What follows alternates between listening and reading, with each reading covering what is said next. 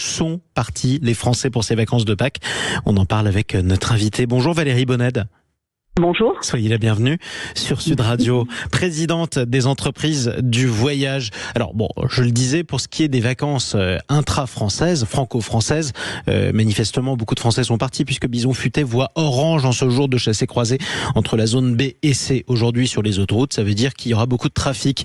Parlons maintenant des Français qui sont partis en voyage. Est-ce que les Français sont bien partis en vacances pendant ces vacances de Pâques, Valérie Bonnède? Alors, nous sommes en plein au milieu de la période scolaire, vous le savez. Donc, les vacances de printemps particulièrement réservées et qui s'étalent sur plus d'un mois, avec les ponts qui arrivent derrière. Et oui, les Français partent en vacances de printemps et ils sont, par notre intermédiaire, agence de voyage, partis avec plus 14% par rapport à l'année dernière pour les mêmes vacances. Donc c'est plutôt une bonne performance. C'est une belle dynamique, en effet. Certes, on le sait, il y a des sujets de pouvoir d'achat, des sujets de budget, mais l'envie de partir en vacances, le fait d'anticiper beaucoup plus qu'avant ces réservations nous montre que effectivement l'envie est vraiment très importante et effectivement les choix qu'ils font dépendent de leur budget, mais plus 14% de départ pour nous en tout cas par rapport à l'année dernière. Mais comme quoi, quand on dit tout augmente, c'est aussi les bonnes nouvelles. Parfois ça arrive et c'est important d'en parler. Où est-ce qu'ils sont partis les Français pour ces vacances de Pâques? D'abord, où est-ce qu'on part en général en vacances de Pâques? C'est quoi les destinations classiques? De toute façon, ma réponse va être de revenir sur le classique parce qu'il n'y a pas d'effet spectaculaire sur les choix. Il y a des petites nouveautés, mais c'est à peu près toujours les mêmes tendances. Évidemment, vous l'avez dit, la France. Là, chassés-croisés sont en cours, mais la France reste une destination prisée des Français, la montagne, puisque les vacances de Pâques, c'est encore la montagne, que la montagne est enneigée. Il est bien tombé, donc ça se prépare aussi en amont. Et puis, en Europe, vraiment, on a traditionnellement, et encore cette année, l'Espagne, la Grèce. Quand on pense à l'Espagne, il faut penser aux Canaries aussi, aux Baléares, le Portugal aussi, mais c'est plus un tourisme urbain au moment des vacances de Pâques.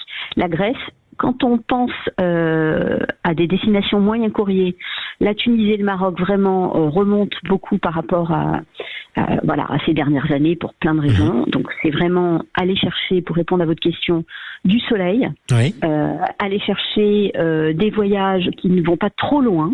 Et parce qu'on regarde le budget, donc le pourtour méditerranéen est très prisé pour les vacances de Pâques traditionnellement et encore cette année. Et puis, il y a du long courrier. On voit des remontées spectaculaires, telles le Mexique. Le Mexique marche très bien pour le long courrier, les USA, les États-Unis. Et la République dominicaine, qui est une destination très de séjour, de club, à des prix tenus. Des prix tenus qui permettent de profiter du soleil. Ça, c'est le palmarès que vous nous donnez pour les destinations lointaines. Alors, deux questions d'abord, parce que vous l'avez dit vous-même, il y a malgré tout une problématique de pouvoir d'achat, tout a un petit peu augmenté, et pourtant les Français partent davantage. Est-ce que ça veut dire que le prix des vacances a plutôt baissé ou s'est comprimé, ou qu'au contraire, les Français font davantage d'efforts?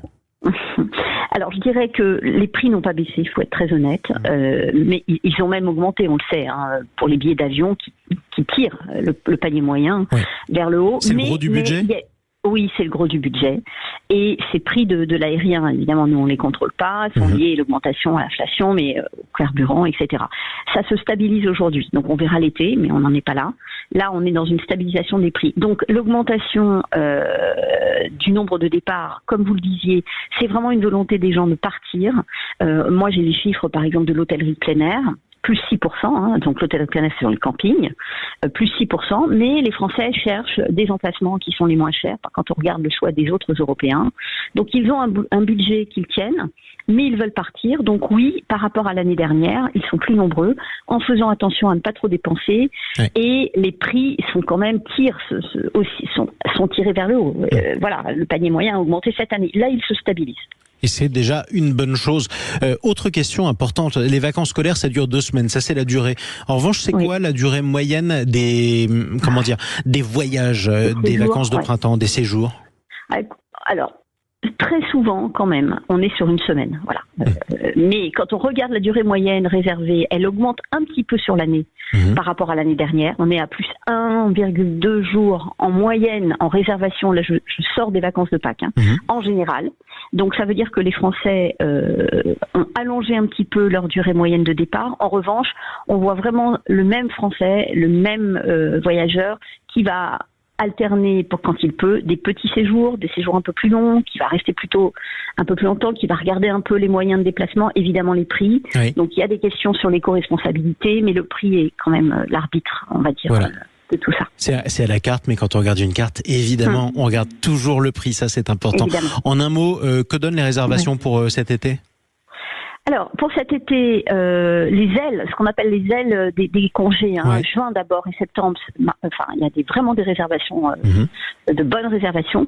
Pour cet été, les réservations sont assez stables par rapport à l'année dernière. Il y a un petit attentisme. Je pense qu'il y a un effet JO quand même, qu'on n'arrive pas trop à s'expliquer, mais il y a un petit attentisme en ce moment. Là où les Français réservaient très en amont jusqu'à présent, ils sont un petit peu en attente et regardent un petit peu, peut-être en espérant qu'il y ait un effet prix. Oui. Nous, on recommande bien sûr les professionnels de ne pas attendre une baisse des prix au dernier moment, surtout pour partir à l'étranger, parce que c'est vraiment l'effet contraire Oui, qui se produit. Donc il faut vraiment aujourd'hui anticiper. Eh ben, en tout cas, le message sera passé. Merci beaucoup pour cet éclairage, Valérie Bonnède, présidente des entreprises du voyage. Les entreprises du voyage qui manifestement ont du travail en ce moment. Et c'est bon pour les vacanciers comme pour les professionnels. C'est important de le rappeler.